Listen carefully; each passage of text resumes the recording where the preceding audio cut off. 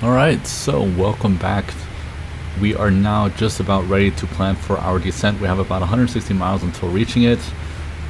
For the sake of the video, of course, I want to have as much time as possible before things get interesting. And as you just saw, it just switched over and now it's telling us we are 200 miles away from our top of descent, which is equivalent to about 30 minutes. So we have 30 minutes to plan this. I typically would do it 15 minutes prior. That's more than enough time for most things. Unless the briefing is a little bit long, maybe do it 20 minutes earlier. However, for the sake of the tutorial, and I want to explain as much as I can, I'm going to do it as early as I can. The first thing I generally check is to see when my top of descent is happened or expected to occur. In this case, it's 200 miles, and I check and I subtract this number from the distance I have to go to my destination. In this case, the difference is about 120 miles, 125, 27 miles, which is just about what I would expect for a descent phase at my cruise altitude. There's a simple formula you can use. You can do the cruise level minus the field elevation, which is 38,000 feet in my case. Divide that by 1,000, which is going to be 38, and multiply that by 3, and then you have approximately what you need for a descent distance. And that is not taking into account things like deceleration at 10,000 feet and so on and so forth. Just keep that in mind. But if you're at that point and higher, but not too high, then you know, okay, this is a reasonable spot for the top descent to be. And if not, most likely it is because of restrictions. But you would just make sure that it makes sense. Then we'll call the before center procedure. We're going to go ahead and do that. And the first thing I'm going to do is I'm going to get some weather information. So we're going to go to COM, we're going to go to flight information, and either you can do an ATIS request if you're on VATSIM or anywhere where you can get CPDLC, or you have CPDLC. Otherwise, you can do a TWIP request. So we're going to go Newark, send. Messages, and we're gonna go ahead and review the METAR. So winds are 310 at 14, gusting 27, 9 statute miles. Oh wow, okay, that's gonna be a challenge then, especially in your X-plane. Temperature 4 degrees, dew point -2, altimeter 2982. Some additional remarks. So first thing I'm gonna go ahead and do with this information is pre-select my altimeters of 2982. But we need to switch back to inches. Here in the United States, I'm going to do that on both sides. And we're going to pre-select 2982. We just need to switch it. We don't need to select out of standard, otherwise we're going to cause some issues. And we're just going to turn, and as you can see, it is going to pre-select that altimeter for us in white. So 2982. And then as soon as we were to select standard at transition level, it would then switch to the 2982. For the standby instrument, I'm going to go ahead and do this by going out of standard and then selecting standard once again. Now if you wanted to copy this over to the right side, you can use hotkeys that are on the EFS. There's one on the left, one on the right. The right one is for the altimeter, so you can see it copied that over, and the left one is for the minimums. So now what we're going to check next is do the recall. So let's do a recall. You can see recall is displayed and no messages showed up, which means the aircraft is in working condition and nothing is broken, or nothing we need to consider broken for our approach. Once that is checked, each one of us would check our charts and would clip anything for our destination. So we're going to edit clip. I'm going to go ahead and go page down, and I don't need anything here right now. We're going to go to the arrival. And we're doing the FLAZ4 RNAV. For the ILS, we're taking ILS runway 22 left, and potentially even Cat 2, Cat 3. And then we're going to select complete. We're going to review these charts, so we're going to check the RNAV approach, verify that, of course, the charts are up to date, that they're the correct effectivity, and just check general information. And we do this with all the charts that we have clipped. ILS 22 left, for example, here as well, and so on and so forth. But for Cat 1, we have a minimum of 210 feet. Again, checking the METAR, we can go to review, received, or we can also go through weather filters. We can go to Newark METAR, and we can see that we actually have a good cloud base, so we could do a Cat 1 approach as well, but we're going to stick with the Cat 1 approach. Next, we have to determine our landing weight, and the best way to do that is we go to a progress page, we check what the amount of fuel we expect to have at our destination, which is 44.8 currently, and we add that to our zero fuel weight. So we can go up to our load sheet that we still have, right? Because the zero fuel weight hasn't changed. 380.2. That's 381. 421, 425.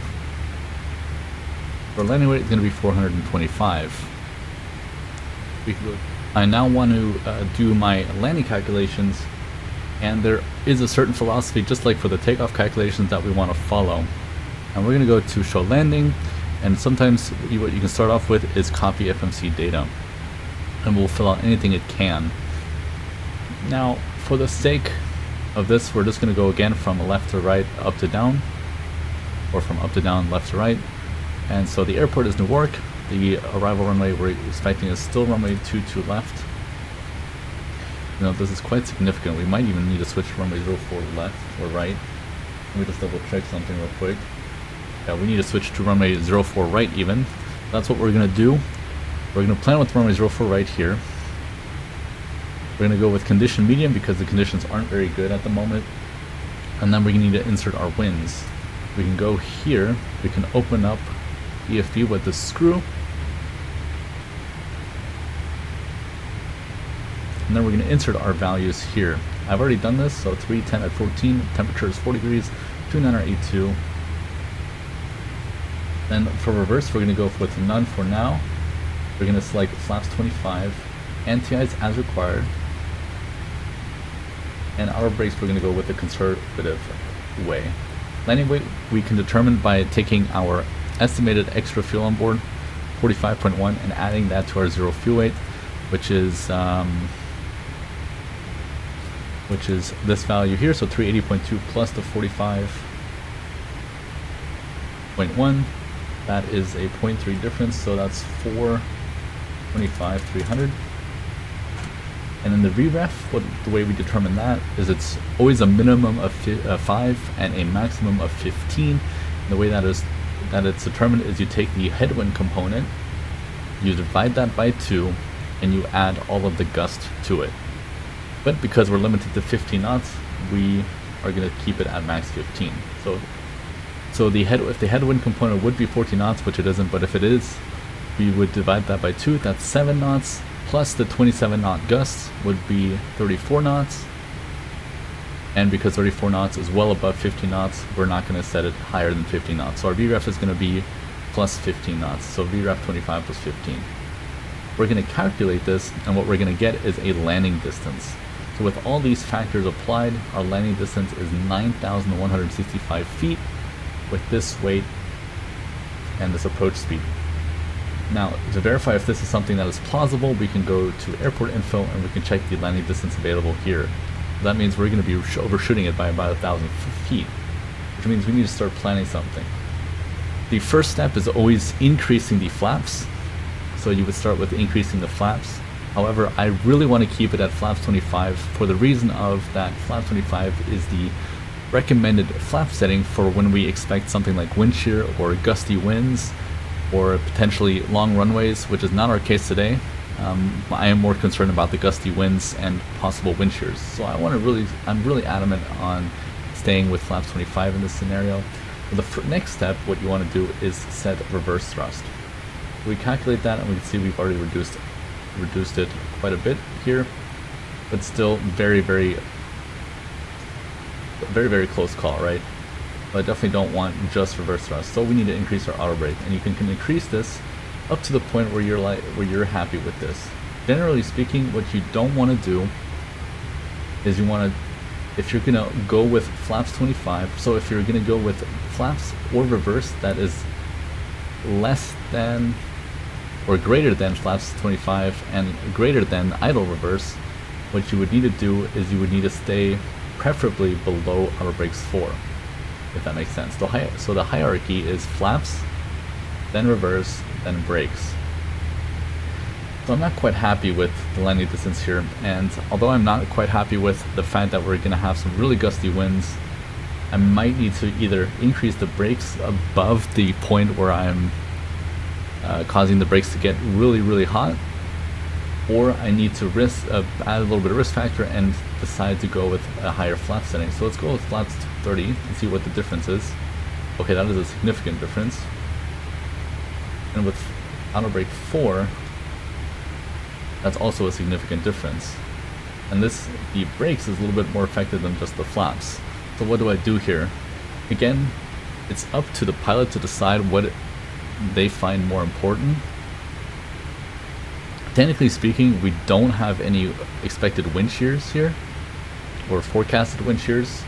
So I could even say, well, I don't have any reason to really use flap 75 except that it's a little bit gusty, which is also legitimate. And so what I could do is I can decrease this to go back to 3, put this at flaps 30, and that would give me a good landing distance. And if I even wanted to, I can even go further and go with auto brake 4 and decelerate even further, which is exactly what I will do. I decide that I want to go with reverse full, flaps 30, and auto brakes 4. That is what I'm happy with. I feel comfortable doing that we're going to be able to stop. And I think it's also perfectly adequate for the weather we have, although again, flaps 25 is a good point to possibly use here. And the auto brakes is 4, which is not absolute max, but it's still very high. So we also need to consider things like cooling if we had quick turnarounds, which we don't. Generally speaking, the brakes should be relatively cool until the next flight. So what kind of things do we now need to do once we have planned with the runway and what we really want to do? Well, we would now plan in the FMC. So first things first, we need to set in our newest arrival. So since we're expecting now ILS 04 right, we need to update that to reflect that. So again, it's still the Flossie for the Nelly transition, but this time the ILS runway 04. We're going to go to init ref. We're going to take the flap setting that we're going to take. We're going to make sure that the VREF is correct and then paste that in our flap speed. We're going to go to legs page, verify that all the waypoints and the restrictions are as they are expected to be, which they are. The glide path is of 2.9 or 5, which is also a ground checked. Something that's not really that important for ILS approaches. This would be more important to check for LNAV VNAV approaches, so RNAV approaches. But it is something you can still check if you wanted to. And if you needed to do any cold temperature corrections, you would do this at this point as well, but we don't need to. We're going to go to VNAV descent page.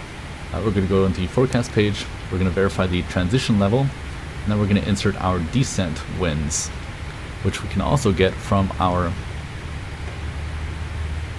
briefing.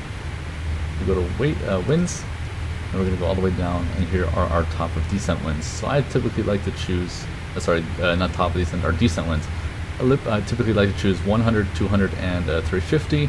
That's a good balance. So that's what we're going to do. Because we have 4 options, I'm even going to go with 350 in addition. So we're going to go 350, 310, 200, and 100.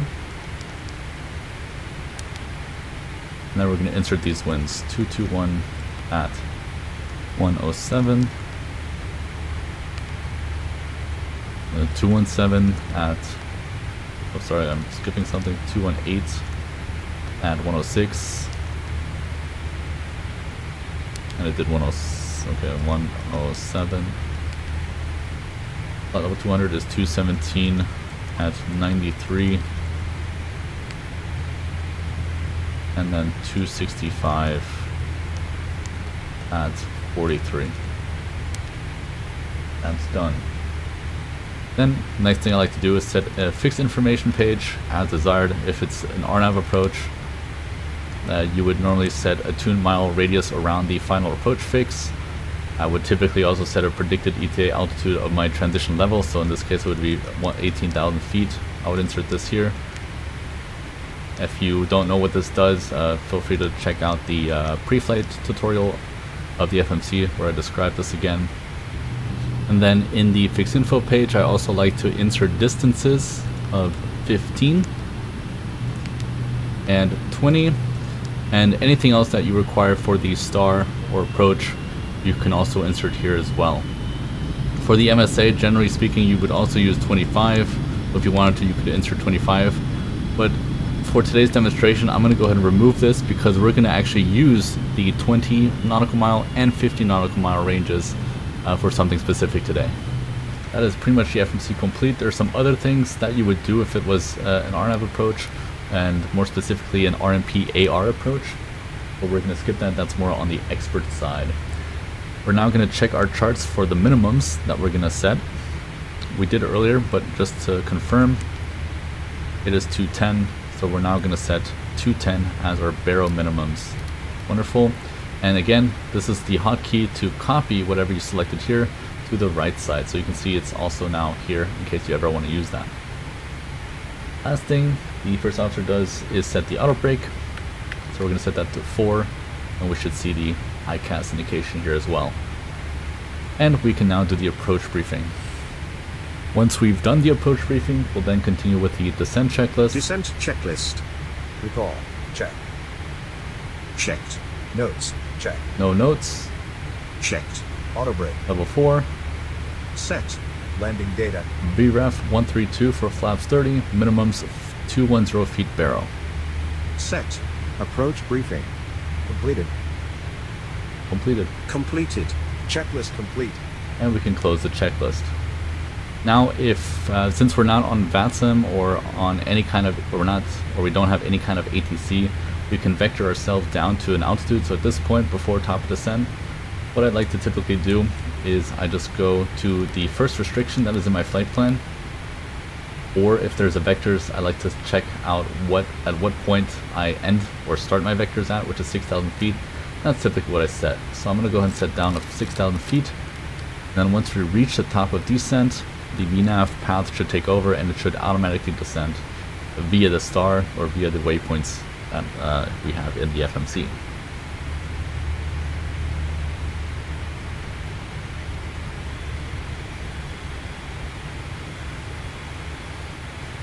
So there you can see the VNAV path is taking over, thrust levers are now to idle, we're starting our descent path and descent phase. It also gives you the estimated distance to our 6,000 feet that we've pre-selected, which is expected to reach in 117 miles.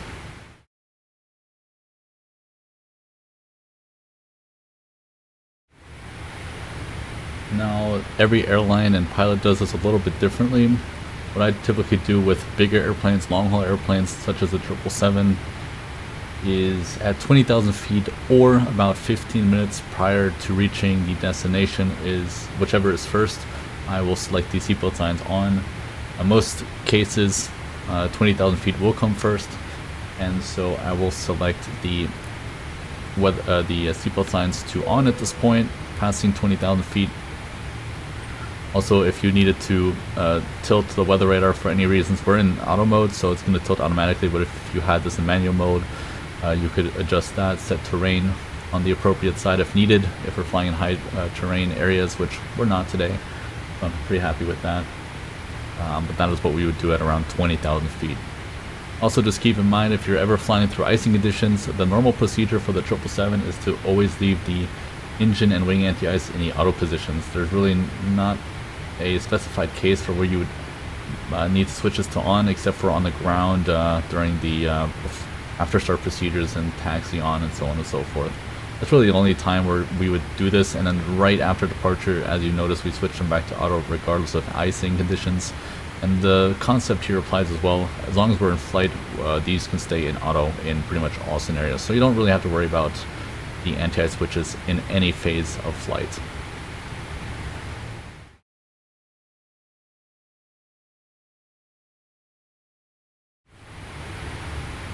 We're also now passing our transition altitude or transition level here at the United States, which is 180, so 18,000 feet, and you can see that the amber standard comes up. So just select standard to get out of our standard altimeter, and it will go into the pre-selected altimeter that we have set. We're going to go ahead and do this on this right side as well, and we're going to do this on the standby one as well. So now we're in 2982, passing 159er, now checked. And at this point, as soon as you reach the transition level and you set your altimeters, we can do the approach briefing, the approach checklist. Why is it? Okay, so we need to cross check that again. There we go. We need to do the approach checklist. Approach checklist, please. Altimeters. Set. Checklist complete. And so the approach checklist is now complete.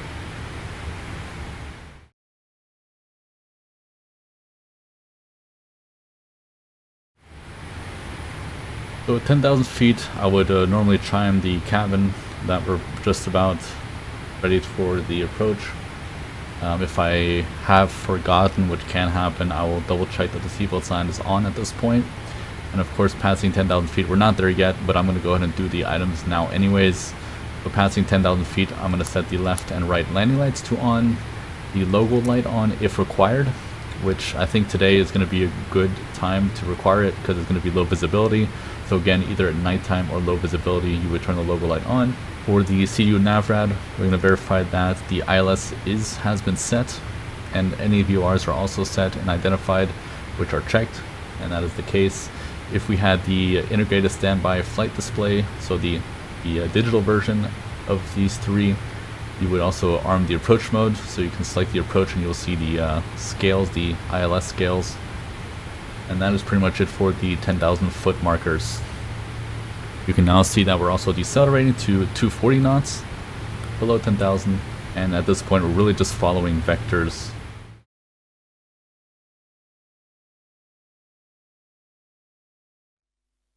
So welcome to the segment where things can get a little bit hectic, and where I decided to pause the sim and give you guys a quick explanation of what the kind of things are going to happen here. And then as they happen, I'll explain what I am doing exactly as well. So I'm going to give you a little briefing of what kind of things we need to do now in order to have the proper speed reduction and be able to set our flaps at the correct moments. We're currently at an intercept angle of about 30 degrees. This is what, let's say, ATC gave us, and we're still a little bit out and a little bit high. Well, not necessarily high, but we're just about to also descend down to 3,000 feet. And these methods can be applied to both ILS and GLS approaches. So this will cover both of those types of approaches. What is very important, because there is an option in X-Plane that can cause some issues, and I've also have experienced this before, is it is very important, also in real life by the way, it is important to check that your ILS is properly tuned. And you do this in multiple things, and you check multiple things. And the first two items, which aren't that important, I mean, they have to be correct, of course, but they don't, just because they're correct doesn't mean it's going to work. And that is going to the RadNav page, or the NavRad page, and verifying that the ILS frequency and courses are set and correct. So for the runway 04 right, which we are using today, this is indeed accurate.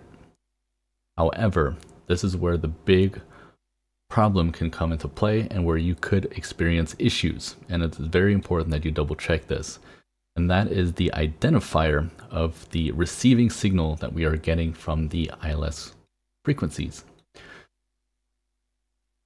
If this does not match your charts for the runway that you're approaching, then you're going to have some issues. So what I do here is I open the chart for the runway that I'm approaching, which is runway 04 right, as you can see here.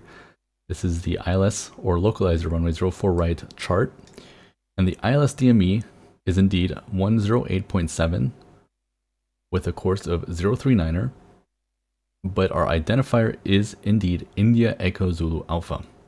So if these match up, then you should be golden and you should not have any issues with the ILS. If you do have issues, there is a setting that helped me out, although it does not necessarily mean it's going to help you out, and that is a setting in the iOS that you need to disable, and that is disable non-approach ILS. Not sure what this really is supposed to do. I have no idea, I couldn't tell you. But from what I understand, Yeah, actually it says it right here. It disables any ILSs which are not associated with a currently active approach runway.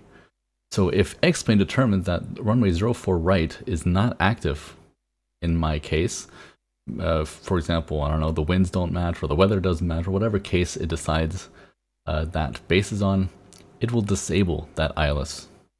And that means that the frequency that you have in here is going to try to tune a different ILS that is available on this frequency. So that is where you could end up getting quite a bit of issues.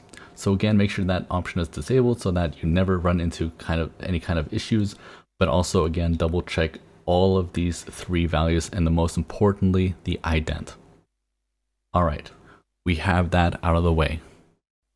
Next, let's talk a little bit about flap scheduling. And there's a reason why we've inserted fixed rings for 20 miles and 15 miles, just to help us out a little bit. So for flaps 1, we are expected to be at upspeed. So let's go ahead and set our speed to upspeed right now. And so as soon as we select unpause, our airplane is going to hopefully decelerate. It expects us to be at upspeed, which we don't have to be. Really, the only requirement is that we are below our maximum flap limit speed, which is, in this case for flaps 1, 255 knots. That's really all we require, but it is recommended to be at upspeed at the point at which we want to extend flaps to 1. Flaps 1 we extend primarily at 20 nautical miles away from our ILS or from our runway, so we can see the DME appear on the primary flight display. We're currently about 24 miles away. Once we reach 20 miles or 6,000 feet AGL, whichever is later. So since we're already below 6,000 feet AGL, what is going to come later? In this case, it's going to be the 20 miles. So at 20 miles, we would expect to set our flaps to position 1. As long as our speed also agrees with that, right? So that is what we're going to do. So when we reach these 20 miles, what we're going to say is we're going to say flaps 1, speed 1, which means for technically our pilot monitoring, he's going to set flaps to 1, and he's going to set the speed to the flaps 1 speed. So there's going to be a flaps 1 marker down here that will be visible, and he's going to set the speed to flaps 1. Next, you can already probably imagine, is 15 miles. When we reach the 15-mile mark, or 4,500 feet above ground, so AGL, whichever is later, once again, in this case, the 15 miles is going to be later. So once we reach these 15 miles, that is when we would select flaps 5 as long as our speed allows it. Our flaps 5 limiting speed is 235 knots. So as long as we're below 235 knots, and we reach these 15 miles, what we will say is flaps 5, speed 5. What our first officer or pilot monitoring would do is set flaps to 5 and set our speed to the flaps 5 speed marker. Wonderful. Around that point, there's also the possibility that the air traffic controller has given us the clearance to intercept the ILS or to continue the ILS approach. And of course, in that moment, we also need to select the approach push button. Since obviously every single scenario is going to be a little bit different, just keep in mind that if you're cleared for the ILS, make sure you select approach as well. You will then intercept the localizer and eventually the glide slope. Now here's where we are going to do the next steps. If our glide slope is greater than 3 degrees, which today it isn't, or our tailwind conditions are greater than 5 knots, which I don't expect today, we would need to extend our gear a little bit earlier so that we can reduce speed as quickly and efficiently as possible. And this is done at 2,000 feet AGL. So if again the glide slope is greater than 3 degrees or our tailwind is greater than 5 knots, we need to extend our gear at 2,500 feet AGL. If that is not the case, so everything is in normal working order and we don't have these two scenarios, we would extend our gear at 2,000 feet AGL. So what do we do? So in today's case, we're going to do the normal approach at 2,000 feet AGL. So what does that mean? Once we reach 2,000 feet AGL, we're going to call gear down. At the same time, we're also then going to call flaps 20, speed 20. and we ourselves are going to arm the spoilers when the gear is selected down. That means when we request gear down, the first officer is going to set the gear down. When we request flaps 20, speed 20, the first officer is going to set flaps 20 and our speed bug to the flaps 20 speed bug, and then we are going to arm the spoilers. Again, also the prerequisite is, of course, we need to be within the proper speeds. So for flaps 20, the maximum speed is 195 knots. The next phase is our landing flaps. So depending on if we're doing flaps 25 landing or flaps 30 landing, that will determine what our next flap setting is going to be. So if our landing flaps is flaps 30, which it is today, we're going to skip flaps 25 and go straight to flaps 30. If our landing flaps is going to be flaps 25, obviously we're going to go to flaps 25 as our next step. And that is going to be done at around 1,500 feet, so 1,500 feet AGL. So when we reach 1,500 feet AGL, and of course our speed is within limits, so depending on if we're doing flaps 25 or flaps 30, these are our flap limit speeds, we would call flaps 30 speed via approach or flaps 25 speed via approach. So the first officer or the pilot monitoring is then going to select those flaps that we requested, and he's going to set our speed to our via approach speed, which is VREF plus whatever we require today. Earlier we calculated a VREF of plus 15. Although now the winds, now that we're waiting here a little bit and explaining, the winds probably calm down at this point, so we might get away with just VREF plus 5. So just keep that in mind. Just because that what we calculated earlier does not mean we need to abide by that by the time we reach the runway, if that makes sense. Once flaps are set, we're going to set our go-around altitude for the missed approach, and then we can do the landing checklist. At any point between anything I've said, the air traffic controller has cleared us to land, we can set our lights as well. So we would set our nose lights to on, our runway turnoff lights, and our taxi lights. And that is pretty much the whole thing done and explained prematurely, or not prematurely, but explained to you in advance. So let's go ahead and do this. So it's going to be reducing to flaps up speed. We're on an intercept course of about 30 degrees. We're going to go ahead and descend down to 3,000 feet here in a second. Our ILS is identified.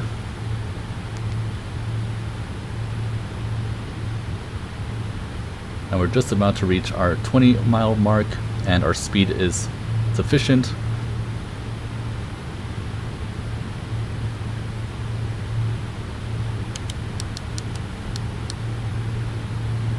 We're cleared for the ILS, so arm approach. And we're 20 miles out. I'm going to select flaps 1, our speed is checked. Flaps 1, speed 1.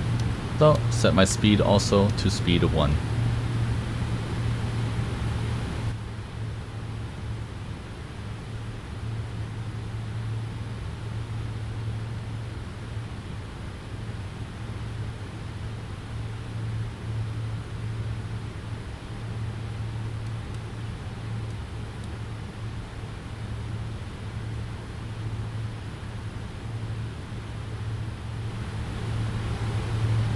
Look.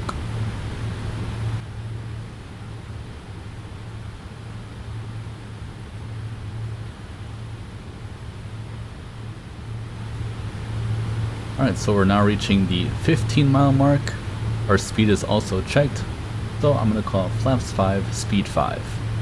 So set flaps 5 and set our speed marker to flaps 5.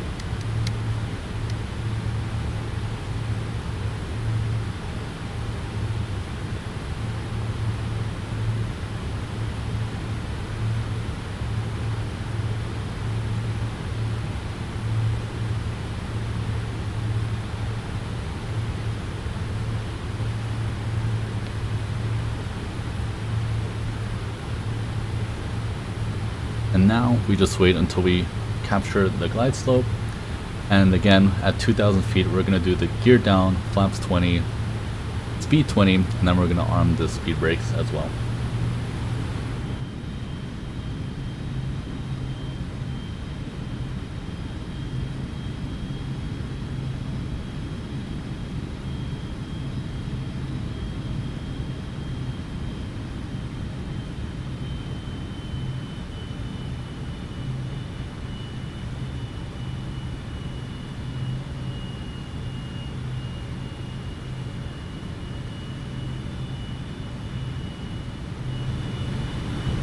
glide slope.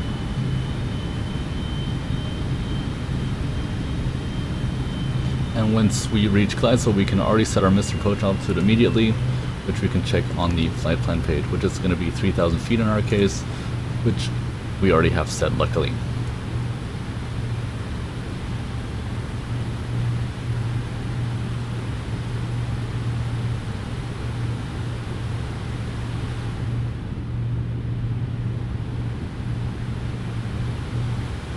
There's 2,500 feet in case you would need to set the gear down a little bit earlier, but we're going to do it at 2,000 feet.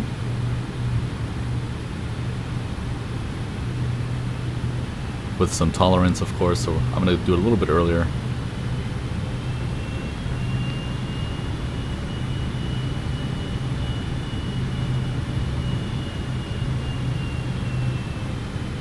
So about 2,000 feet, gear down, lamps 20, speed 20,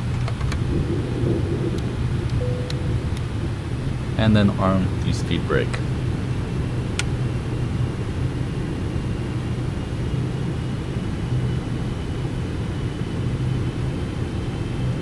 Gears down, flaps is 20.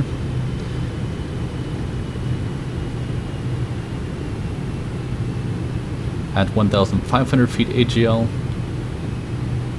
we'll call the landing flap position.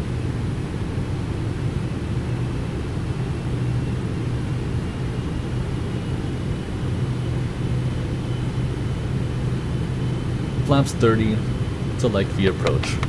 Flaps 30 and V approach.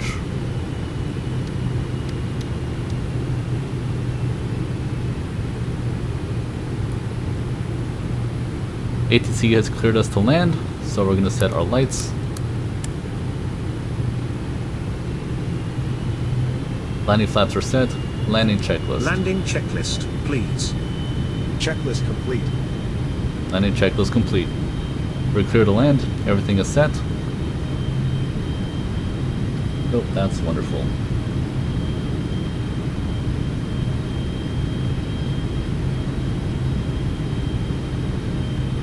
$1,000.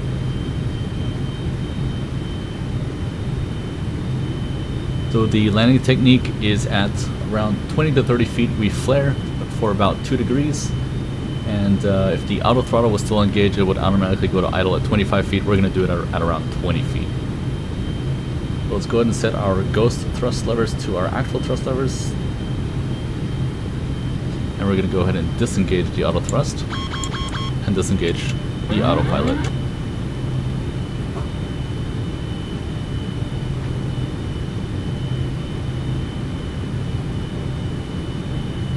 $500.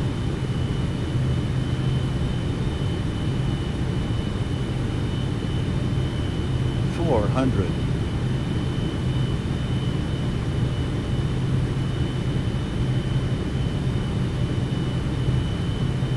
$300.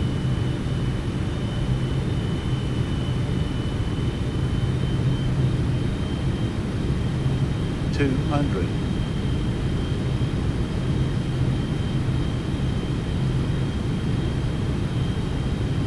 $100. 50, 40, 30, Right, flare slightly, 20, idle. Perfect. We've planned with full reverse thrust, so activate reverse. Set full reverse.